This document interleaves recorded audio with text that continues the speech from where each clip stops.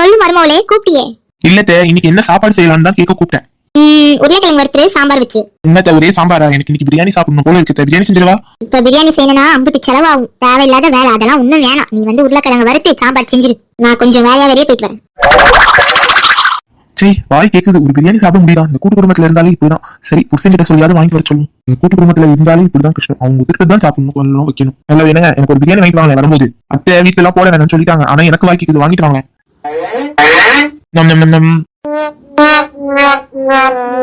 அத்தை என்னடா ஆச்சு? நல்லாதானே இருந்தீங்க ரெண்டு பேரும், உங்களுக்கு என்ன ஆச்சு? அண்ணி, எனக்கும் வயித்த கலக்குது அண்ணி. ஆமா மருமவளே, எனக்குமே வயித்த கலக்கி பேதியில போயிட்டு கிடக்குது. என்ன சொல்றீங்க? வயித்தால போதா? சொந்தங்களே, என்ன பாக்குறீங்க? குழப்பமா இருக்கா? பிரியாணி சாப்பிட்டது நானு. ஆனா இவங்க ரெண்டு பேருக்கு ஏன் வயித்தால போகுதுன்னு யோசிக்கீங்க தானே? இதுக்கப்புறம் தான் செம ஃபன்னா இருக்க போகுது. ஆர்வம் இருக்கிறவங்க கீழே சேனலுக்கு பிலோல லிங்க் கொடுத்துருக்கேன். கண்டிப்பா தொட்டு பார்த்து என்ஜாய் பண்ணுங்க. அப்படியே உங்க சோட்டு கலரா சேனலை சப்ஸ்கிரைப் செய்ய மறந்துடாதீர்கள். இன்னும் நிறைய என்டர்டைன்மெண்டான வீடியோஸ் உங்களுக்கு வந்து கொண்டே இருக்கும்.